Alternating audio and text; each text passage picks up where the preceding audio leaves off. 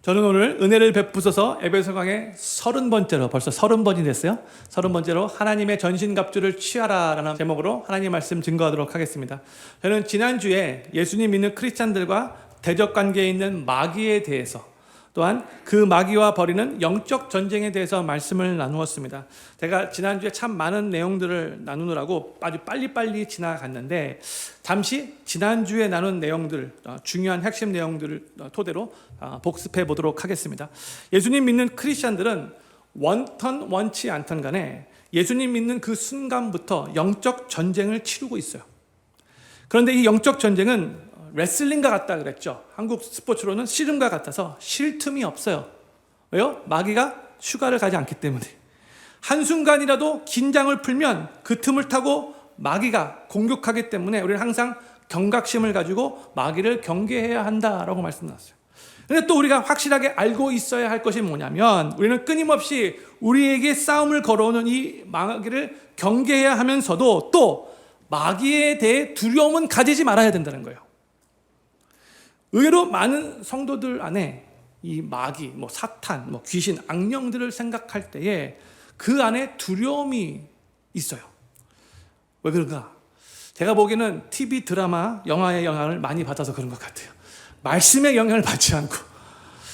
근데 전쟁을 치르는데 만약 두려움이 앞선다면 그 전쟁은 지는 전쟁이 되는 거잖아요. 벌써 사기가 떨어지기 때문에.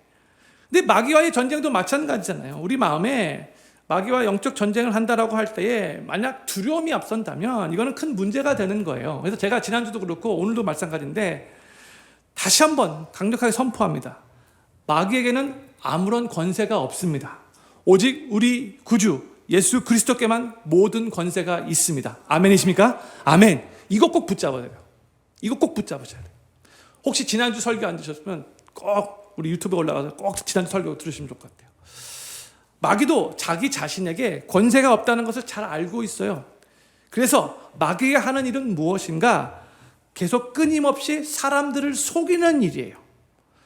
자신에게 권세가 없으면서도 사람들을 속여서 마치 권세가 있는 양, 권세 있는 척 그렇게 행세하는 거예요. 마귀에게 권세가 있다는 식으로 우리가 그 권세를 부여해서는 안 되는 거예요. 그리고 우리가 꼭 기억해야 할 것은 마귀는 우리를 막 육신적으로 막 짓누르고 막 위협하고 막 육신적으로 막 공격하면서 우리와 그렇게 영적 전쟁을 치르는 것이 아니고요. 마귀는 아주 교묘한 속임수로, 아주 그럴듯한 달콤한 속임수로 우리 성도들을 속게 하여 영적 전쟁에서 그 속임수를 가지고 승리하려고 한다는 거예요. 마귀의 괴계는 결국 우리를 속이는 거예요. 마귀와의 영적 전쟁에 가장 치열한 영적 전쟁터가 뭐라고 그랬어요? 우리의 생각이고 우리의 마음이라 그랬죠. 그래서 마귀가 우리의 생각과 우리 마음에 우리를 속여서 이루려고 하는 크게 두 가지 큰 목적이 있는데, 그게 무엇인가? 첫 번째는요, 우리로 하여금 하나님을 멀리하며 하나님의 말씀과 동떨어져서 우리 마음대로 살게 하는 것이에요. 이것을 위해서 계속해서 우리를 속이는 거예요, 마귀가.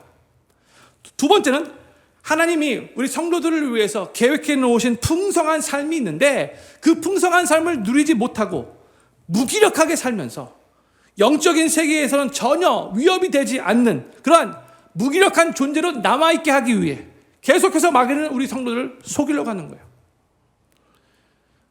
이것을 마귀가 목적 삼고 있는 거죠. 그래서 매일 순간 우리 사람들을 속이기 위해서 최선을 다해 일하고 있는 거예요. 다른 게 아니에요. 속이는 일이에요. 그리고 마귀가 계속 우리를 속이며 영적 전쟁에서 승리하려고 할 때에 마귀의 아주 특별한 계획이 뭐냐면요, 두 가지로 요약할 수 있는데, 첫 번째는 인생의 주인이 누구인가의 전쟁이라는 거 기억하셔야 돼요.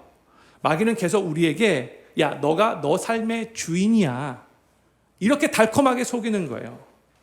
야, 너가 너 자신을 위해서만 잘 살면 되지 뭐.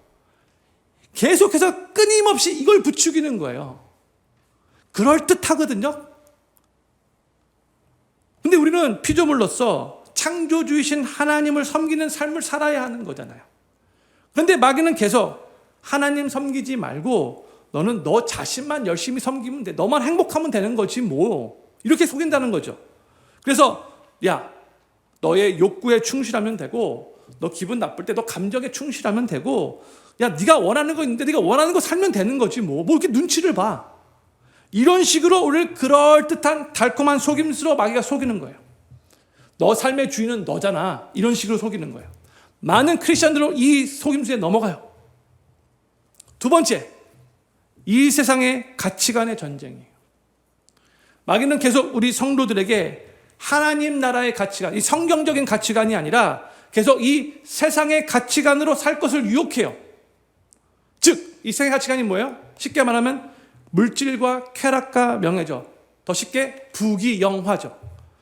계속해서 야, 주변에 있는 사람들 봐라. 이 부귀영화를 위해서 살고 있지 않느냐? 너도 마찬가지야. 이 부귀영화 없으면 너 이 세상에서 정말 초라하게 살 수밖에 없어. 그래서 계속해서 세상 사람들과 마찬가지로 이 세상의 가치관을 붙들고 이 부귀영화를 더 누리기 위해 그것을 추구하며 살도록 계속해서 마귀는 우리를 유혹하며 그럴듯하게 달콤하게 우리를 미혹해요. 근데 우리가요, 예수님 믿는다고 하면서도 이 세상의 가치관을 내려놓지 않고 하나님 나라의 가치관을 붙잡고 살지 않으면요, 우리는 하나님을 섬긴다라고 말하면서도 정말 하나님을 열심히 섬기고 있으면서도 결국 나 자신을 섬기게 될 수밖에 없어요. 마귀가 너무나 잘 알아요. 그러니까 우리들에게 아주 그럴듯하게 어떻게 유혹하는가, 어떻게 속이는가. 야, 너 열심히 하나님 섬겨? 근데 계속해서 이 세상의 가치관을 붙들고 하나님 열심히 섬겨. 근데 결국 결론적으로는 그게 나를 섬기는 꼴이 되는 거예요. 마귀가 이걸 너무나 잘 활용해요.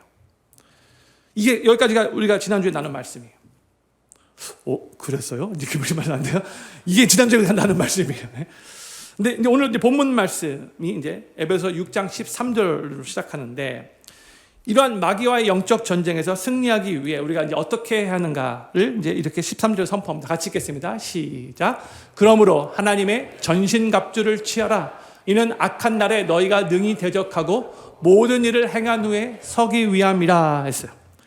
우리는 이 마귀의 괴계를, 그 속임수를 대적하여 이 영적 전쟁에서 승리하기 위해서 하나님의 전신갑주를 취해야 된대요.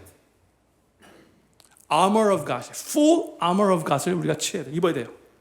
그러면서 이제 14절부터 17절까지 하나님의 이 전신갑주가 무엇인가 6가지를 나열합니다. 또 14절부터 17절까지 천천히 읽겠습니다. 시작. 그런즉 서서 진리로 너희 허리띠를 띠고 의의 흉배를 붙이고 평안의 복음에 예비한 것으로 신을 신고 모든 것 위에 믿음의 방패를 가지고 이로써 능히 악한 자의 모든 화전을 소멸하고 구원의 투구와 성령의 검 곧 하나님의 말씀을 가지라 했어요.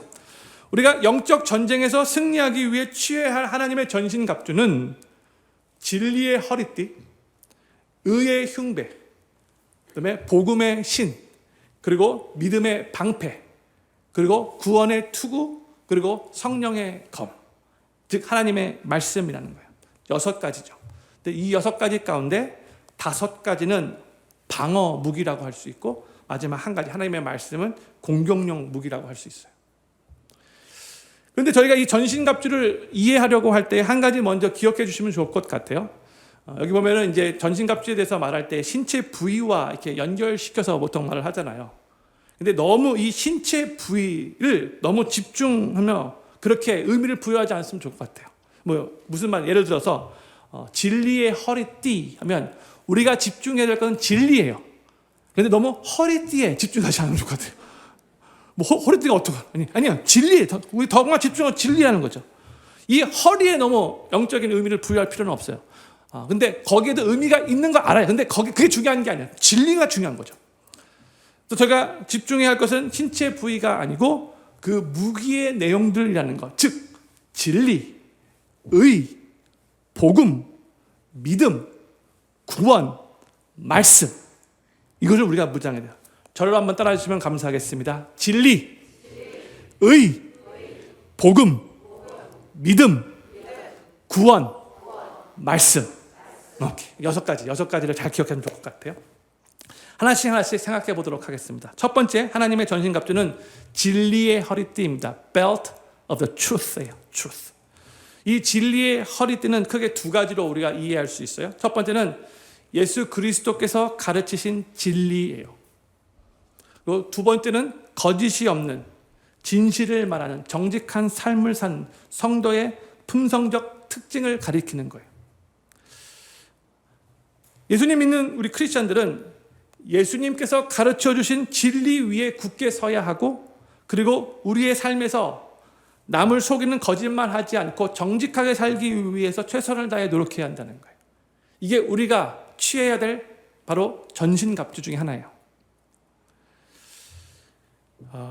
우리가 예수님이 가르쳐 주신 진리 위에 굳게 서기 위해서는 먼저 예수님이 가르쳐 주신 그 진리가 무엇인가를 확실하게 알아야 되겠죠. 진리를 모르는데 어떻게 진리 위에 서겠습니까? 그 진리를 더 잘 알도록 우리가 노력해야 되고, 그 진리를 꽉 붙잡고 살아야 하는 거예요. 우리에게 온갖 괴계로, 온갖 속임수로 영적 전쟁을 걸어오는 마귀는 예수님께서 요한복음 8장 44절에서 바로 그 마귀는 거짓의 아비라 이렇게 말해요. The devil is the father of lies 이렇게 말했어요. 그러니까 뭐예요? 마귀는 사람들 속이는 거 정말 잘한다는 거예요. 사람 속이는 데는 정말 대가한 거죠. 엄청나게 그럴듯하게 교묘하게 잘 속인다는 거예요. He's a father of lies. 근데 마귀가 어떻게 우리 성도들을 잘 속이려고 한가? 보통 이제 세 가지로 속이는데, 첫 번째는 거짓이에요. 거짓. 두 번째는 반쪽 진리예요. 진리긴 진리인데 반쪽 진리. 세 번째는 왜곡으로 우리 성도들을 미혹하고 속이려고 해요. 그런데 이제 딱 100% 거짓말이면 어느 정도 분간이 되겠는데, 이게 반쪽 진리거나 왜곡이 되면 그때부터는 이게 어느 정도 사실을 바탕하고 있기 때문에 우리가 더 쉽게 속아 넘어갈 수 있다는 거예요. 분별력이 없다 보면. 마귀는 참 진리가 아닌 것을 진리인 양 속게 만들고, 그 진리가 아닌 것을 진리로 믿게 하기 위해 최선을 다해 노력해요. 그래서 진리가 아닌 하나님의 말씀을 붙잡고 선포하는 이단의 가르침에 빠지게 하는 것도 마귀가 하는 일이에요. 그래서 그때 미혹의 영이라는 그런 표현이 나오죠. 진리가 아닌데 그게 마치 진리인 양 사람들에게 그렇게 미혹으로 인도하는 거예요. 그래서 예수님은 십자가를 지시기 전에 예수님의 제자들을 위해서 이렇게 기도를 하셨어요. 요한복음 17장 17절 말씀 같이 읽겠습니다. 시작. 저희를 진리로 거룩하게 하옵소서. 하나님의 말씀은 진리니이다. 아멘. 보세요. 진리가 우리를 거룩하게 하는 거예요. 그런데 그 진리의 기준은 무엇인가? 사람들의 생각도 아니고, 사람들의 의견도 아니고, 이 세상의 가르침도 아니고, 바로 하나님의 말씀이 진리의 기준인 거예요. 우리가 진리의 허리띠로 무장하려면 하나님의 말씀을 통해 삶의 참된 진리가 무엇인가를 배워야 하고요. 그 진리를 배운 다음에 그 진리를 믿어야 하고요. 배우기만 하고 믿지 않는 사람들 많아요. 배운 다음에 믿어야 돼요. 그 다음에 그 진리 안에 거하기 위해 최선을 다해 노력해야 돼요. 그리고 그 진리를 소중히 여겨야 돼요. 그 진리가 결국 나를 구원케 했다. 주님 감사합니다. 그리고 이 진리가 결국 매일매일 삶 속에서도 우리를 승리로 인도할 것이다. 이것을 붙잡고 그 진리를 소중히 여기며 그 진리를 사랑해야 한다는 거죠. 그게 바로 진리로 허리띠를 매는 영적 무장이에요. 또 두 번째로 진리의 띠는 아까도 말씀드렸듯이 성도의 삶에 거짓이 없는 진실된 삶, 정직한 삶을 산다고 말씀드렸어요. 우리 크리스천들이 이제 하는 말을 우리도 모르게, 제가 에베소 이 강의를 가르치면서도 이 거짓말 하지 말아야 된다고 벌써 2번 가르쳤는데, 사람들 우리가 정말 속이지 않고 진실되게 항상 정직한 말을 하며 사람들에게 신뢰감을 우리가 받아야 되는 거예요. 근데 성도가 진실되지 못한 삶을 살면 그만큼 영적인 세계에서도 우리가 영적 무장이 허술해지는 거고요. 한번 잘 생각해 보세요. 자신이 거짓말을 하는 순간 바로 마귀가 거짓말하는 우리를 마귀의 도구로 사용한다는 거예요. 그 순간 마귀의 도구가 되는 거예요. Father of lies, 거짓의 아비가, 쟤는 거짓말 잘하네. 내가 제 입술을 통해서 내가 거짓을 선포해야지. 마귀가 도구가 되는 거예요. 거짓말하는 순간. 그리고 계속해서 쉽게 거짓말하게 되면은요, 정말 이게 무엇이 진리고 무엇이 거짓인가 헷갈려요. 본인 스스로도. 계속해서 마귀의 도구가 되기 때문에. 그래서 분별력을 더 쉽게 잃어버리게 되고 더 쉽게 마귀의 속임수에 스스로도 넘어가는 거예요. 최선을 다해 내 스스로 먼저 진리의 말씀 위에서 정직하게 거짓말하지 않고 진리의 삶을 살기 위해 노력해야 한다는 거예요. 이게 바로 우리가 진리의 허리띠로 우리 스스로를 무장하는 삶이에요. 두 번째로 하나님의 전신갑주는 의의 흉배입니다. Breastplate of righteousness. 여기서의 의는 뭘 의미하는가? 성경에서 의, righteousness 뜻 참 많이 있는데 여기서의 의는 예수 그리스도의 십자가를 통해 우리에게 주어진, 예수님을 믿는 크리스찬들에게 주어진 하나님의 의를 의미하는 거예요. 성도들, 우리 모든 크리스찬들은요, 예수님을 삶의 구세주로 영접할 때에 그때의 신분상 의인이 돼요. 하나님이 우리를 의인 삼아 주세요. 우리가 더 이상 죄를 짓지 않기 때문에 의인이 되는 것이 아니고요. 비록 여전히 죄를 짓지만 예수님께서 이미 십자가 위에서 우리의 모든 죄를 다 용서해 주시고 그 예수님을 믿는 우리를 하나님께서 의인이라고 칭해 주시기 때문에, 칭의하시기 때문에 우리는 의인이 되는 거예요. 그런데 우리가 마귀의 속임수에 넘어가서 우리가 죄를 지을 때가 종종 있잖아요. 그렇죠? 죄 짓지 않기 위해서 최선을 다해 노력해야 되는데 순간적으로 달콤한 유혹에 넘어가 죄를 짓을 때가 있는데, 그때 우리가 이 하나님의 의에 대한 확신이 없으면, 이 의의 흉배로 무장되어 있지 않으면 마귀가 그 틈을 타고 성도들을 속이기 시작해요. 어떻게 속이는가? 우리의 감정을 계속해서 죄책감에 시달리게 만들어요. 죄의식은 높여야 되지만 죄책감에 시달려서는 안 되거든요. 근데 마귀가 계속해서 죄책감으로 우리를 미혹해요. 계속 자존감을 낮춰요. 야, 너는 그것밖에 안 돼. 야, 너 봐라. 넌 쓸모없는 죄인이야. 계속해서 가치 없는 무가치한 자라고 우리를 속이는 거예요, 마귀가. 그래서 하나님이 우리를 얼마나 사랑하시는데 그 하나님의 그 사랑에 대한 의심을 갖게 만드는 거예요. 그래서 결국 마귀는 성도와 하나님과의 관계를 멀어지게 만드는 거죠. 야, 하나님께서 너 같은 그 죄인, 계속해서 반복적으로 죄 짓는 너 그 죄인을 사랑할 것 같냐? 정신 차려라. 야, 네 주제에 낯짝이 있다면 어떻게 또 그 모습으로 하나님 앞에 나아가냐? 이런 식으로 하나님과의 관계를 계속 멀어지게 만드는 거예요. 이런 마귀의 속임수가 있을 때 의의 흉배는 우리 성도들을 보호하고 하나님의 사랑을 확증시켜 주시는 거죠. 우리는 정말로 최선을 다해 성도님들 죄짓지 않고 거룩한 삶을 살기 위해 노력해야 돼요. 우리는 정말 그렇게 해야 돼요. 그러나 우리가 연약해서 죄를 짓게 되었다면 우리는 또 곧바로 회개하고 최선을 다해 하나님 앞에 가까이 나가기 위해 또 노력해야 돼요. 죄 짓지 않기 위해 최선을 다해 노력하고 죄 지은 후에는 또 하나님 앞에 가깝게 나가도록 또 노력해야 된다는 거예요. 우리가 예수님을 영접하고 하나님의 자녀가 되었다면 하나님은 항상 우리를 의인으로 보시고 예수님 믿는 크리스찬들에게 어떠한 일이 있어도 항상 하나님은 우리를 사랑하시고 우리를 우리 모습 이대로 받으시고 항상 우리를 하나님의 자녀로 대해 주신다는 것. 이걸 우리가 기억해야 돼요. 성도가 의의 흉배로 무장되면 우리는 예수님 안에서 언제나 이 의인이라는 그 신분을 확신하게 되고요. 높은 자존감을 가지고 계속 하나님의 자녀로서 담대하게 이 세상을 살아갈 수 있도록 도와줍니다. 근데 우리가 여기서 한 가지 이제 혼란스러울 수가 있어요. 이 의의 흉배는요, 우리 성도들에게 계속해서 죄를 지어도 된다, 죄를 지라라고 격려하는 전신갑주가 아니에요. 제가 이 내용을 성도들이 잘 이해할 수 있도록 예를 하나 들려서 설명하도록 하겠습니다. 서커스에서 공중 고개를 할 때 보면 그 밑에 안전 그물망이 있죠. 세이프티 넷이 있죠. 그 세이프티 넷을 왜 거기 밑에 쳐놓는 거죠? 그 이유는 거기서 더 많이 떨어져서 야, 너 위에서 떨어질 때 얼마나 신나는지 아니? 너 바운스 할 때 얼마나 재밌는지 아니? 너 한번 떨어져야 해서 계속해서 그 재미를 잃으라고 세이프티 넷이 있는 게 아니잖아. 그렇죠? 왜 있는 거예요? 혹시 떨어진다 할지라도 죽지 말라고 쳐놓는 거잖아요. 그렇죠?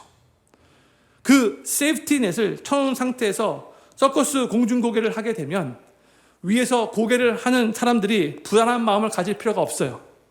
훨씬 더 자유롭고 훨씬 더 편안한 마음으로 고개를 연습하고 또 그렇게 훈련하면서 자기 자신을 연마하겠죠. 실력을 더 높여가겠죠. 그런데 만약에 밑에 아무런 세이프티넷이 없이 그냥 위에서 공중고개를 처음으로 시작한다라고 생각해 보세요. 서커스 하는 사람들이 처음 공중고개를 하려고 하는데 와, 나 한 번 실수하면 그대로 죽는구나. 이런 생각이 들어서 더 불안해지고 더 두려워서 아예 처음부터 시도하려고 하는 사람이 아무도 없을 거예요. 안 그랬습니까? 떨어지면 죽는데. 그렇죠? 그런데 이 안전 그물망이 밑에 있다는 것을 알면서 공중고개를 연습하게 되면 어떻게 돼요? 이 받쳐주는 세이프티넷이 밑에 있으니까 마음 편하게 위에서 떨어져도 된다는 생각으로 한 번, 두 번, 세 번 막 떨어지면서도 계속해서 그 기술을 숙달해 나가면서 그래서 결국 나중에는 그 안전 근망이 없다 할지라도 잘 할 수 있는 그 실력까지 연마해서 완성해 가는 거죠. 이 완전 그늘망이 바로 의의 흉배 역할을 한다고 생각하시면 될 것 같아요. 이해가 되시는지요? 예수님은 이미 우리 크리스천들에게 예수님을 영접하는 그 순간에 완전한 죄 용서함을 약속하셨어요. 그리고 이미 우리는 여전히 죄를 짓고 있지만 의인이다라고 선포하셨어요. 칭의해 주셨어요. 그리고 이미 과거의 죄, 현재의 죄, 또 미래의 죄까지도 다 이미 용서해 주셨어요. 이 놀라운 신비죠. 근데 이것은 막 떨어져도 된다는 것이 목적이 아니에요. 막 죄를 짓는다는 것이 목적이 아니에요. 죄를 더 지어도 된다고. 그렇게 우리를 의인 삼아 주신 것이 아니고 결국은 떨어지지 말라고 그 그물 안전망을 인해 위에서 훈련할 때도 감사하는 마음으로 스스로 정말 열심히 훈련해서 결국 더욱더 성화된 삶을 살아가라고 그렇게 자기 자신을 의의 훈련으로 그렇게 맡기라고 그렇게 하나님이 먼저 우리를 이 의인 삼아 주신 거예요. 그 세이프티넷을 우리들에게 허락해 주신 거예요. No matter what, you are righteous before me. No matter what, I am going to love you. You are my son. You are righteous already. 하나님이 우리에게 이것을 꽉 붙잡고 있기를 원하시는 거예요. 세 번째 전신갑주는 평강의 복음의 신이에요. The shoes of the gospel of peace. The shoes of the gospel of peace. 근데 보세요. 그냥 복음의 신 이렇게 말하고 있지 않고 평안, 피스의 복음의 신이라고 말하고 있죠. 이게 뭘 의미하냐면 복음은 예수 그리스도의 십자가로 인해 어떠한 사람이든 그 삶의 피스를 평안, 화목을 가져다 주는 복음이라는 거예요. Gospel of Peace, 평안의 복음. 그런데 이 peace라는 단어는 어떤 문맥에서 사용되냐에 따라서 그 의미가 약간씩 바뀔 수가 있어요. 그 peace가 우리 마음에 이루어지면 그때는 평안 혹은 평강이 되는 것이고 그 peace가 사람들과의 관계에서 이루어지면 화평이 되는 것이고 그 peace가 우리 가정에 이루어지면 화목이 되는 것이고 그 peace가 우리 사회에 이루어지면 평화가 되는 것이죠. 그렇죠? 근데 헬라 원어를 봐도 그렇고 또 영어를 봐도 그렇고 이건 다 그냥 peace예요. 같은 단어예요. 그런데 한국말은 여러 단어가 있기 때문에 이 peace라는 단어가 성경에 나올 때 그 문맥을 보고 이렇게 여러 가지 다른 단어로 번역을 하는 거예요. 평강, 평안, 화평, 화목, 평화 등. 근데 다 언어를 보면 다 동일한 단어예요. peace예요. 근데 복음이 바로 이 the gospel of peace라는 거죠.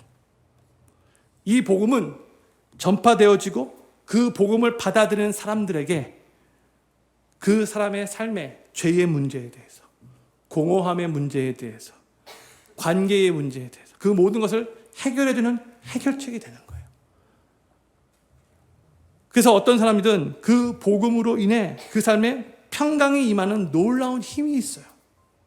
복음을 받아들인 자에게. 또한 이 복음은 하나님과 인간 사이에 원수되었던 관계를 화목시켜주고 reconcile 시켜주고요. 또한 인간과 인간 사이에도 갖고 있었던 그 미움과 증오도 잠재워줘요. 화평케 하는 능력이 이 복음 안에 있어요. 왜요?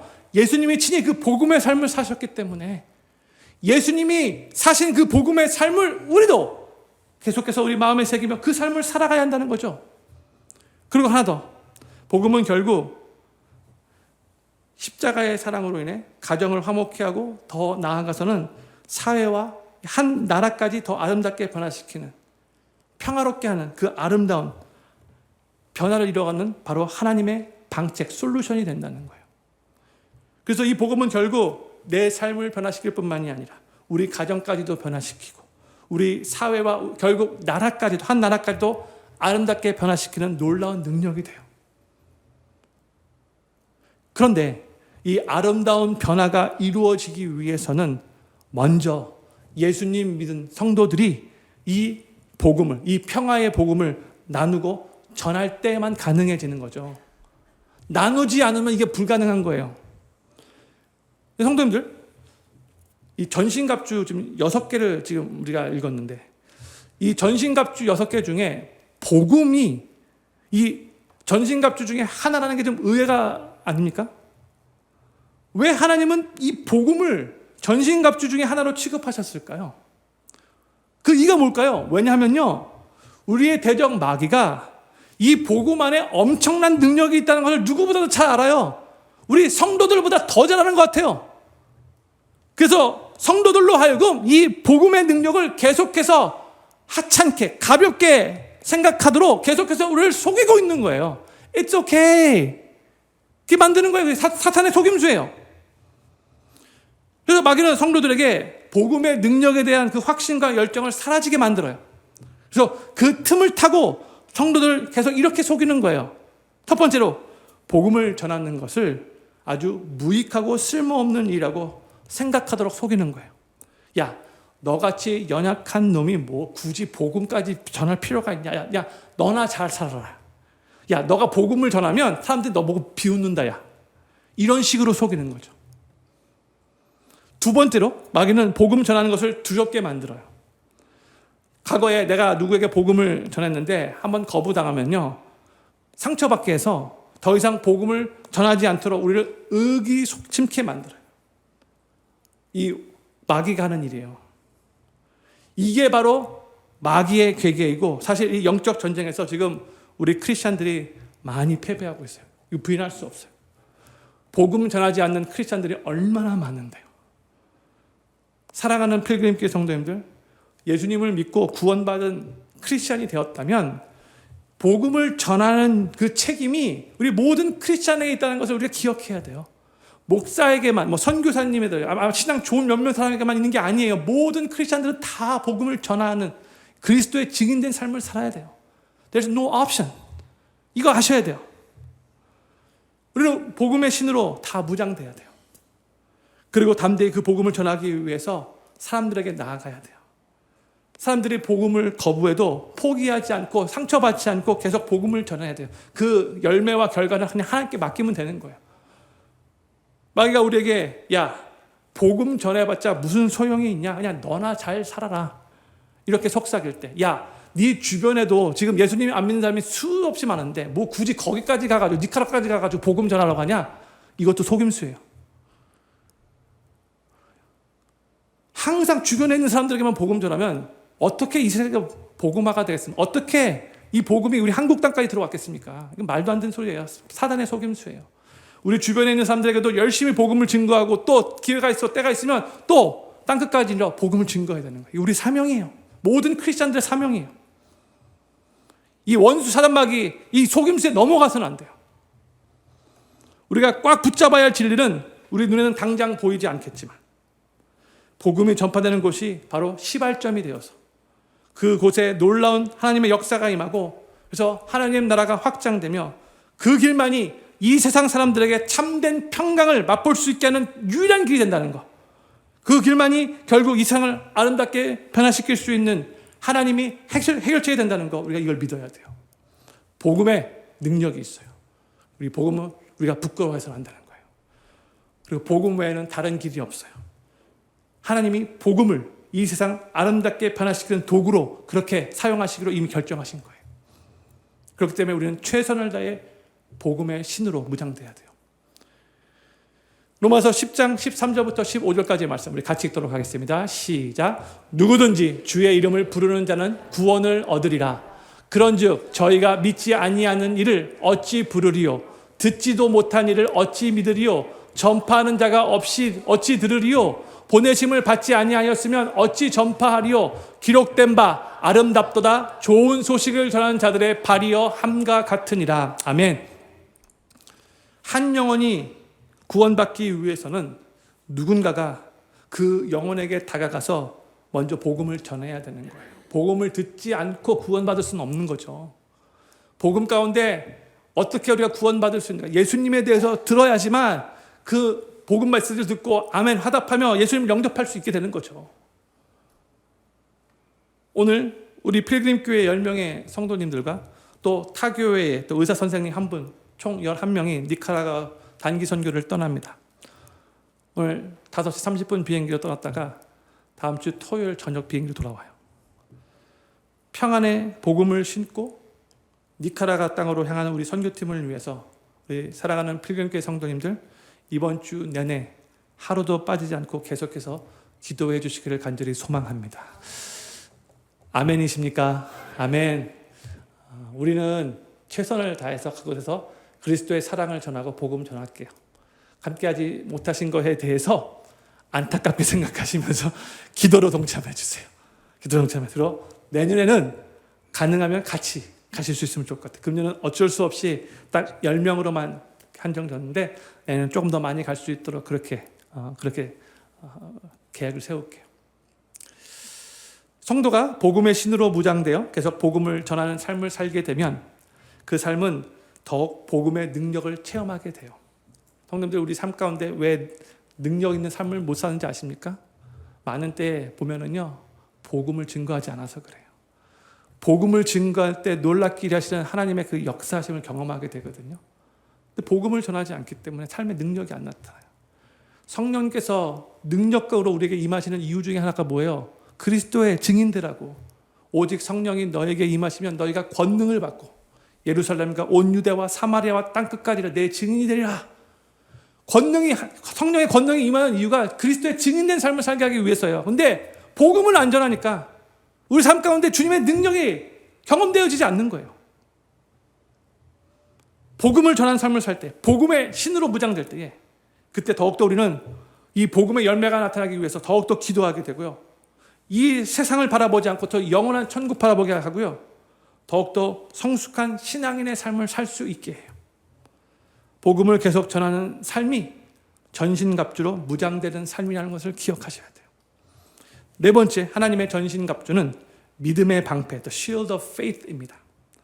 여기서의 믿음은 두 가지의 의미가 있어요. 첫 번째로 믿음은 하나님께 대한 온전한 신뢰, total trust를 의미하는 거예요.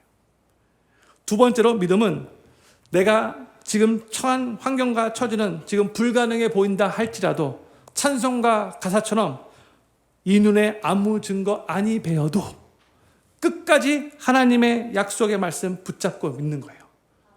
바로 이 믿음을 말하는 거죠.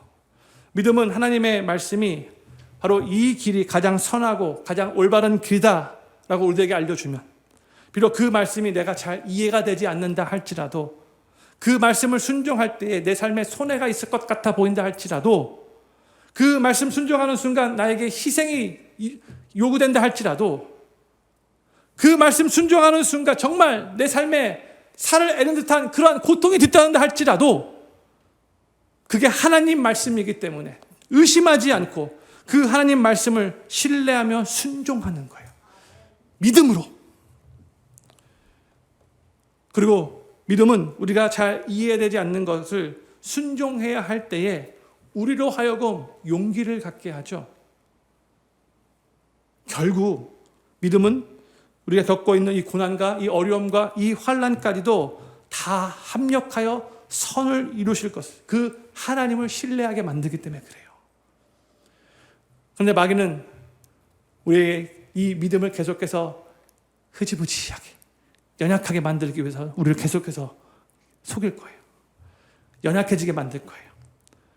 우리가 이 생을 살아가면서 믿음을 붙잡지 않을 때, 우리 믿음이 연약해질 때 마귀는 또 그 틈을 타고 우리에게 계속해서 불화살을 쏴요. 어떤 불화살을 쏴요? 의심의 불화살, 혼돈의 불화살, 불안의 불화살, 두려움의 불화살, 절망의 불화살. 이게 다 우리의 마음 가운데 일어나는 감정 상태죠. 그러니까 우리가 믿음이 연약해질 때에 계속해서 의심, 혼돈, 불안, 두려움, 절망에 빠지는 거예요. 마귀가 계속해서 이 불화살을 쏘기 때문에 거기에 휘청휘청 되는 거예요. 그러나 보세요. 믿음의 방패잖아요. 이런 마귀의 그 불화살, 의심, 혼돈, 불안, 두려움, 이 절망의 불화살이 우리를 향하여 계속해서 쏘아질 때에 믿음의 방패를 들고 다 막아야 돼. 다 막아야 돼. 앞만 쏴봐라. 난 믿음의 방패가 있다. 다 막아야 돼. 다 막아낼 수 있어요. 요한일서 5장 4절 말씀 같이 읽겠습니다. 시작. 대저 하나님께서 난 자마다 세상을 이기느니라. 세상을 이김은 이것이니 우리의 믿음이니라. 아멘. 성도가 믿음의 방패로 무장되면 하나님을 온전히 신뢰하면서 그 하나님의 관점을 갖게 되고요.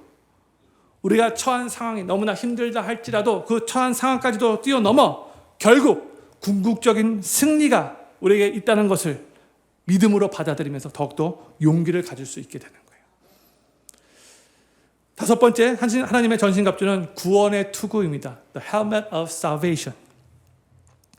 성도는 하나님이 주신 구원을 확신하며 신앙생활해야 돼요. 구원의 확신을 붙잡고 신앙생활해야 한다는 거예요. 오늘 주님이 우리를 부르신다 할지라도 나는 천국 갈 확신이 있습니다. 이 확신을 가져야 된다는 거예요. 이게 교만이 아니에요. 성경에서 우리에게 그렇게 가르쳐주기 때문에 그래. 예수님을 삶의 구세주로 영접한 모든 크리스찬들은 언제 죽어도 천국 갈 수 있는 거예요. 이 구원의 투구로 우리가 무장돼야 돼요. 그리고 우리가 구원의 확신 가운데 장차 우리는 천국에 가서 영원히 기쁨 가운데 살게 될 것을, 그 궁극적인 구원을 받게 될 것을 우리는 확신하면서 그 천국을 소망하며 이 세상을 살아가야 한다는 거예요. 그러니까 지금 우리가 이 세상을 살고 있지만 오늘 성가대가 귀한 찬양을 불렀던데 우리는 지금 이 세상에서의 삶이 전부가 아니라는 거죠. 이 세상은 우리가 잠시 머물다 가는 곳이에요. 간이역이에요. 우리 삶의 종착역은 어디예요? 천국이에요. 저 영원한 아름다운 동산, 주님이 계신 바로 그곳이에요. 그것을 바라보며 이 세상에서 우리가 저 천국 준비하며 살아가는 거예요. 이 세상이 전부가 아닌 거예요. 잠시 머물다 가는데 왜 마음을 빼앗기면서 이 세상이 이런 데 전부라고 생각하면서 살아가는 거죠. 그렇게 살아가지 말라는 거예요.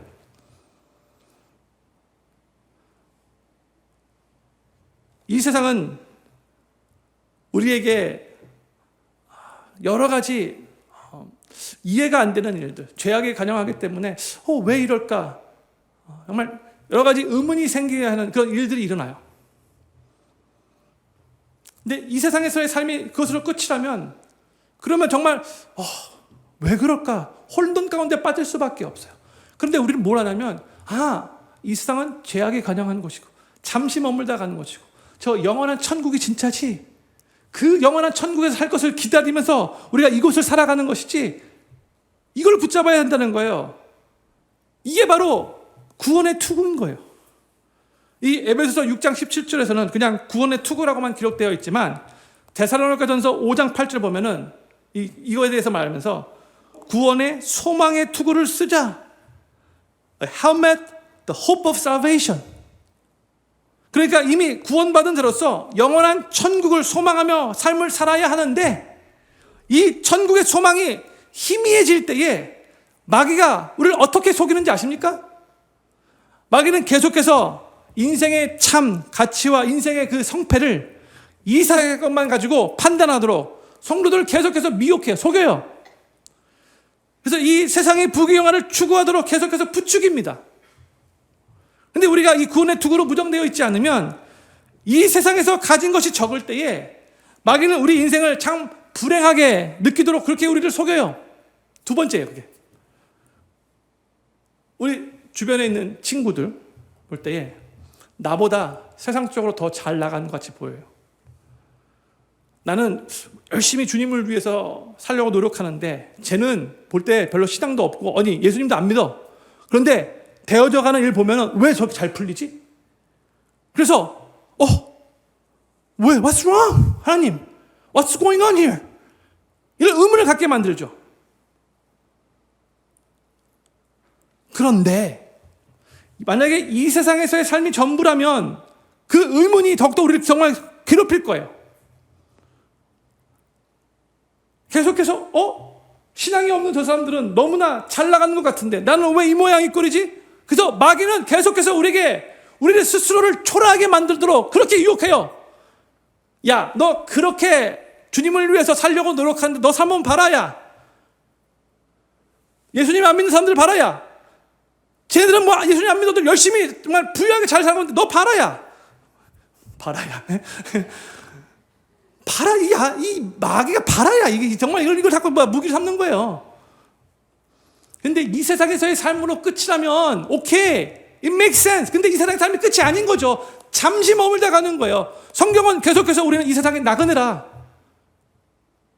순례자다, 저 영원한 천국에 우리를 기다리고 있다, 저 영원한 천국 바라보며 이 세상 살아가면서 저 영원한 천국을 더 잘 준비하며 살아야 된다. 이걸 계속해서 가르치고 있는 거죠. 근데 마귀는 저 영원한 천국 바라보지 못하고 바로 이 세상 바라보게 만드는 거예요. 그리고 자꾸 사람들과 비교하면서 불행하게 만드는 거예요. 마귀의 속임수예요. 마귀의 속임수예요. 성도님들, 이 세상에서 주님을 위해 헌신하며 산 모든 것들, 이 세상에서는 다 보상받지 못할 때 할지라도 우리 주님이 하나하나 다 기억하셨다가 우리 주님 앞에 섰을 때 착하고 충성된 종아 박수 치시면서 모든 것을 다 보상해 주실 거라는 거 믿으시기 바랍니다. 그게 진짜인 거죠. 마귀에게 속여서 안 되는 거예요. 성도가 구원의 투구로 무장되면 이 천국의 소망을 가지고 이 세상에서의 삶을 감사하면서 참 가치 있는 영원한 것을 더욱더 추구하며 살도록 우리를 도와줘요. 그리고 성도님들, 예수님 안 믿는 사람들 정말 잘 사는 것 같아서 부러울 때 있는데 그들도 그들 나름대로 힘든 거 많아요. 엄청나게 괴롭게 살고 있어요. 우리보다 더 불행하게 살 때가 너무 더 많아요. 어떻게 진리를 모르는데 행복하게 살 수 있습니까? 마귀가 그냥 그렇게 보이는 듯하게 우리를 속이는 거예요. 마지막 여섯 번째. 하나님의 전신갑주, 성령의 검, 하나님의 말씀, the sword of the spirit, the word of God이에요. 유일한 공격용 무기죠. 제가 이미 말씀드렸듯이 우리의 생각과 우리의 마음이 가장 치열한 영적 전쟁터예요. 그래서 마귀는 이 영적 전쟁에서 이기기 위해 우리의 생각 속에 계속해서 견고한 진을 자리 잡게 만들어요. 그러니까 진리가 아닌 것을 우리가 계속해서 믿도록, 붙잡도록 우리에게 계속해서 견고한 진을 우리 생각 가운데, 우리 마음 가운데 지는 거예요. 근데 우리는 우리 생각 속에 자리 잡고 있는 이 거짓이 무엇인가 분별할 수 있을 만큼 하나님의 말씀으로 잘 무장되어야 돼요. 성도님들, 우리가 너무나 많은 때에 거짓을 믿고 살 때가 많아요. 이거 분별할 수 있어야 돼요. 어떻게? 하나님 말씀으로. 사단이 우리를 거짓으로 미혹하고 유혹할 때에 성령의 검인 하나님의 말씀을 가지고 그 미혹을, 그 유혹을, 그 거짓된 사단의 속임수를 대적하고 무찔러야 한다는 거죠. 예수님께서 마귀의 시험을 받으실 때 다른 말씀 하시지 않았어요. 그냥 하나님의 말씀 그대로 인용하며 말씀만 선포했어요. 그랬더니 사단이 끽소리 못하고 멀리 떠나갈 수밖에 없었어요. 40일 금식하고 배고파하시는 우리 예수님, 사단이 이 돌로 떡을 만들라고 그렇게 유혹을 했죠. 마태복음 4장 4절에 뭐라고 기록되었으되 it is written. 구약의 성경 말씀을 그대로 그냥 예수님 말씀하시는 거예요. 사람이 떡으로만 살 것이 아니요 하나님 입으로 나오는 모든 말씀으로 살 것이라. 이 말씀 예수님이 선포하니까 마귀는 떠나갈 수밖에 없었어요. 또 두 번째로, 만일 하나님의 아들이거든 성전에서 떨어져 천사가 너를 받들어 다투지 않게 해라. 그때도 예수님 다른 말 하지 않았어요. 마태복음 4장 7절 기록되었으되 it is written. 주 너의 하나님을 시험치 말라 하였느라. 세 번째 유혹도 마찬가지예요. 기록되었으되 주 너의 하나님께 경배하고 다만 그를 섬기라. 계속해서 우리를 미혹해 하고 유혹하는 이 사단의 계계, 이 속임수는요, 하나님의 진리의 말씀으로 대적하고 무찔러야 하는 거예요. 그걸 그냥 받아들여서는 안 되는 거예요. 근데 성도님들, 이걸 잘 이해하셔야 돼요. 이 it is written, 기록되었을 때, 내가 갑자기 막 그냥 여러 가지 유혹 받았을 때, 그냥 말씀 그냥 읽는다고 그냥 다 되는 게 아니잖아요. 그죠? 이것은 마치 주문 외우듯이 부적과 같이 사탄이 막 그렇게 막 공격해 올 때에 그냥 말씀만 읽으면 그렇게 사용하는 뜻이 아니에요. 무조건 기록되었을 때 하고 말씀 읽으면 다 되는 게 아니라는 거죠. 키포인트는 뭐예요? 평상시예요. 평상시 우리가 하나님의 말씀 소중히 여겨야 되죠. 하나님의 말씀을 매 순간 나의 삶의 지표로 삼고, 나의 삶의 기준으로 삼고, 나의 삶의 가치관으로 삼고, 나의 삶의 절대 ultimate authority로 삼고, 그 말씀을 소중히 여기면서 매 순간 살아갈 때에, 그때 우리는 성령의 검을, 어마어마한 무시무시한 검을 소유하게 되는 거예요. 영적인 의미에서 성도님들이 갖고 있는 검의 그 위력은 어느 정도 되십니까? 마귀하고 전쟁하면서 싸우려고 딱 하는데 연필 깎는 그냥 조그만 이게 무슨 칼이죠? 이게 모로코 칼인가요? 이렇게 들면 하나도 위협적이지 않죠. 근데 딱 칼을 딱 들었는데 무시무시한 사무라이 칼, 삐까뻔쩍. 그러면 영적 세계에서도 무시무시 못한 거 알아요.